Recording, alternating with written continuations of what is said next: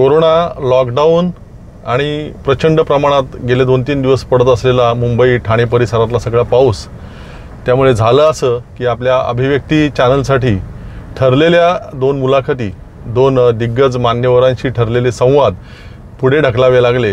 एकमेकांना भेटणं अशक्य झालं आणि त्यामुळे आता काय करावं या विचारात असताना असं वाटलं की ज्या ठाणेमध्ये मी राहतो त्या ठाण्यातली पावसातलं ठाणं कसं दिसतं आणि ठाण्यातली जी काही मोजकी ठिकाणं आहेत ती पावसामध्ये कशी बहरलेली आहेत आणि कशी सुंदर दिसत आहेत ते दाखवण्याचा आपल्याला प्रयत्न करूया. आणि त्या दृष्टीने ही आज सैर आहे. तुम्ही सोबत माझ्यासोबत चला.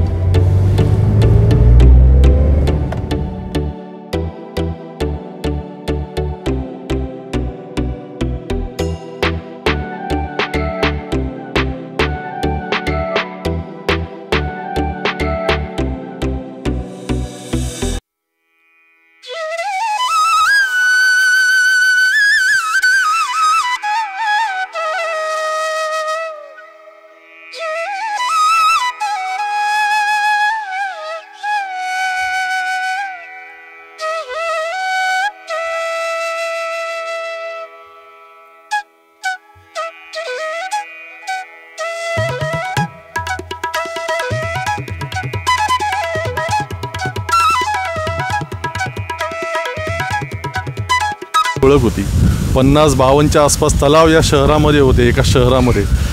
परंतु आता ती परिस्थिती अशी होती, ही अविश्वसनीय वाटावं अशी स्थिती आलेली आहे. 50-52 पैकी काही मोजके तलाव राहिलेले आहेत. बिल्डरांच्या महत्त्वाकांक्षा, राजकारण्यांचं दुर्लक्ष म्हणा किंवा त्यांच्याही बिल्डरांबरोबर असलेले साटेलोटे यामुळे अनेक तलाव बुजले गेले आणि तिथे सिमेंट कॉन्क्रीटची जंगलं, मोठमोठ्या इमारती उभे राहिल्या. काही मोजके तलाव आता शिल्लक राहिलेले आहेत. त्यापैकी ठाणे शहराची ओळख असणारा हा मासुंदा तलाव हा प्रमुख आहे. अतिशय प्राचीन काळापासून या तलावाचं ठाण्यामध्ये अस्तित्व आहे आणि आपण मध्यभागी बघू शकता मंदिर तिथे काही काळानंतर तिथे उभारण्यात आलेलं आहे.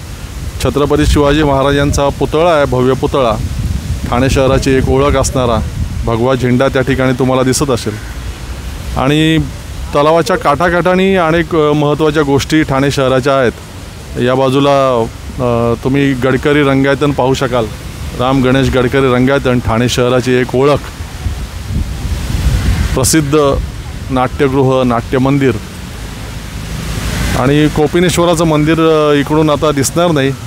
कोपिनेश्वराचं मंदिरही तुम्हाला दाखवण्याचा प्रयत्न करू. पावसामुळे तलाव अतिशय छानपैकी भरलेला आहे आणि चौपाटी आत्ताची आहे. या काही वर्षांमध्ये ठाणे महापालिकेच्या वतीनं या ठिकाणी ही चौपाटी उभारण्यात आलेली आहे. या बाजूला तुम्ही बघाल तर सेंट जॉन बाप्टिस्ट चर्च, पोर्तुगीजकालीन चर्च आहे. ठाण्यामध्ये सर्व धर्म समभावाची अशा प्रकारची असंख्य उदाहरणं आपल्याला पाहायला मिळतील. शिखांचं गुरुद्वार आहे, हे पोर्तुगीज ख्रिश्चन बांधवांचं चर्च आहे, कोपिनेश्वर मंदिर आहे, ज्यू बांधवांचेही प्रार्थनास्थळं आहेत. अतिशय पूर्वी म्हणजे ठाणे शहरामध्ये विरंगुळ्याची ठिकाणं फार कमी होती. आता आधुनिक मॉल संस्कृती आल्यामुळे तरुणाई मॉलमध्ये रमते आणि ठाण्याच्या वेगवेगळ्या भागांमध्ये उद्यानं आणि चौपाट्या विकसित करण्यात येत आहेत. नाहीतर पूर्वी फक्त ही एकच होती, मासुंदा तलाव आणि त्याच्या भोवती चौपाटी. त्यामुळे विरंगुळेला यायचं तर या चौपाटीवरती बसायचं. लहान मुलांसाठी इथे खेळण्याच्या काही खेळणीवाले यायचे, लहान पाळणे, झोकेवाले. आणि बोटिंग आता पावसात बंद आहे, परंतु या तलावामध्ये बोटिंग चालते. त्या बोटिंगचा आस्वाद घेता यायचा.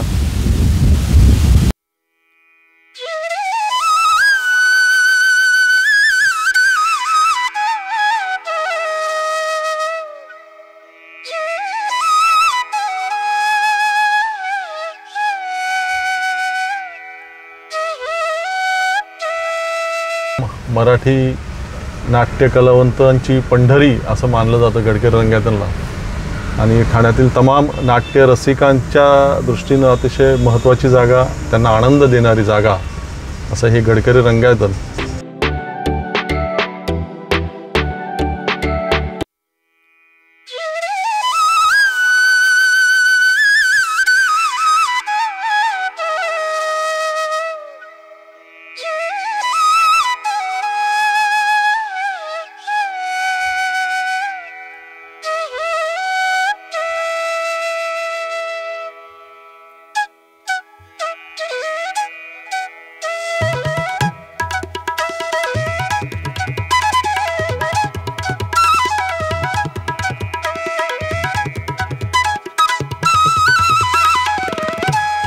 फिरता येण्यासारखी आबालवृद्धांसहित कुटुंबियांसहित महत्त्वाची जी ठिकाणं आहेत की जिथे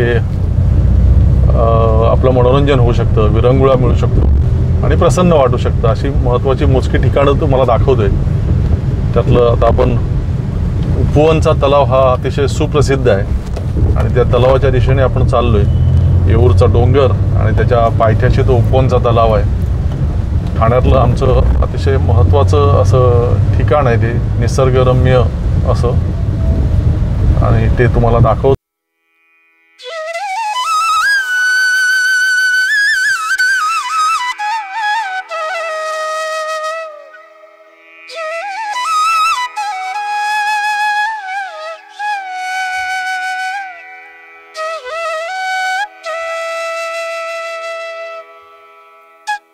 आमचं ज्याला आम्ही महाबळेश्वर माथेरान म्हणतो तो हा येऊरचा परिसर आणि तिकडे हा रस्ता जातो. आणि पावसाळ्यात तर अतिशय तो बहरलेला असतो, परंतु त्याच्यावरती एक वेगळा एपिसोड बनवायचा विचार आहे. पुढच्या भागात वगैरे नंतर तो दाखवतो. आणि कारण तिथे इतकं पाहण्यासारखं आहे, तुम्ही त्यात रमून जाल बघताना. इतकं सुंदर सगळं हिरवगार आणि वनसंपदा आहे तिथे पाहायला मिळते. आदिवासी पाडे आहेत ते पाहायला मिळतात आणि तिथूनच बोरिवलीला पण आपल्याला जाता येतं. तर त्याच्यानंतर एखादा एपिसोड आपण करू.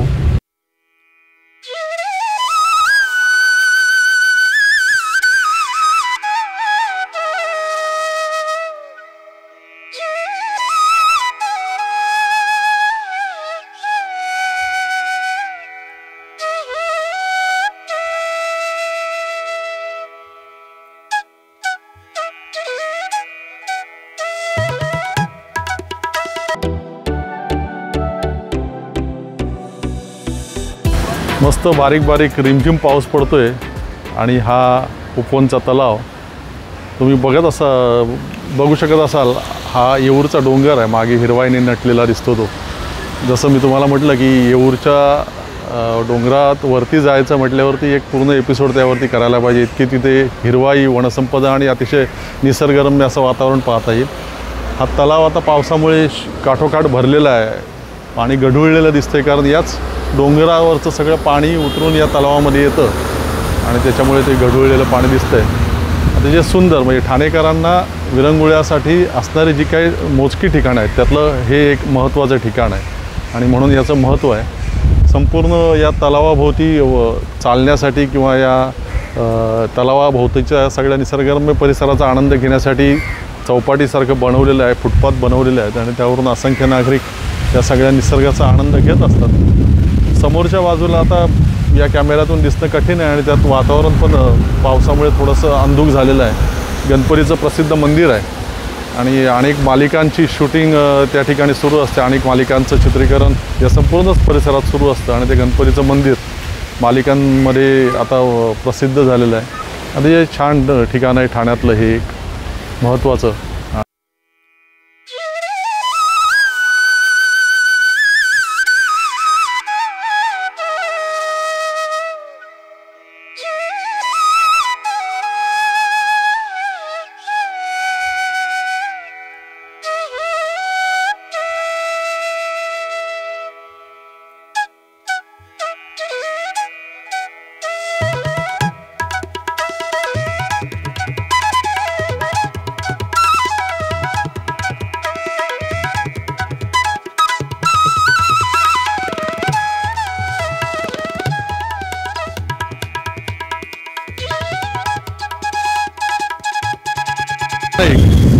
यांच्या कल्पक संकल्पनेतून निर्माण झालेली एक नवीन पर्यटन स्थळ आहे. ठाणे घोडबंदर रोडवरती गायमुख चौपाटी अतिशय छानपैकी विकसित करण्यात आलेली आहे. स्वर्गीय बाळासाहेब ठाकरे यांचं नाव या चौपाटीला देण्यात आलेलं आहे आणि तुम्ही पाहू शकत असाल समोर अतिशय हिरवाईने नटलेला डोंगर आणि भरभरून वाहत असलेली ही खाडी आणि ही चौपाटी छानपैकी निर्माण करण्यात आलेली आहे. इथे कोरोनामुळे सध्या ती बंद आहे, अन्यथा माणसांची जत्रा असते इथे सकाळ संध्याकाळ. आबालवृद्ध या ठिकाणी येतात आणि त्यांचा विरंगुळ्याचं एक मोठं साधन इथे झालेलं आहे. गावल्यांच्या गाड्या, चणे, शेंगदाणे अशा सगळ्या छानपैकी इथे गप्पा गोष्टी करत सगळेजण रमलेले असतात.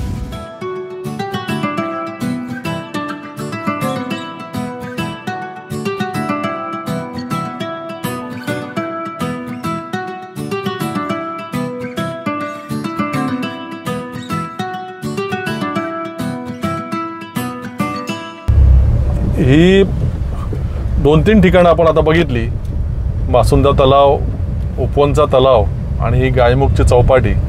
परंतु ठाण्यामध्ये याहीपेक्षा अधिक बघण्यासारखं खूप आहे. येऊरचा डोंगर जसं मी मगाशी उल्लेख केला ते आहे. डॉक्टर काशीनाथ घाणेकर नाट्यगृह आहे. त्याच्यानंतर तो मुंब्रा बायपास आणि तो सगळा परिसर या पावसामध्ये अतिशय बहरलेला असतो, ते बघण्यासारखं आहे. कोपणेश्वर मंदिर, खिडकाळेश्वर मंदिर हे सगळे बघण्यासारखं आहे. त्यानंतर आर्ट गॅलरी झालेली आहे, ती पाहण्यासारखी आहे.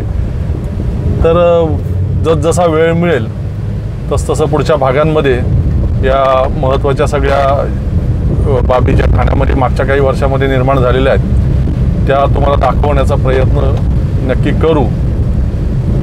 प्रचंड पाऊस आहे, त्यामुळे आजच्या भागामध्ये आपण सध्या इथेच थांबू, तात्पुरता ब्रेक घेऊ आणि पुढच्या भागांमध्ये काही नवीन स्पॉटवरती आपण पुन्हा भेटू. धन्यवाद.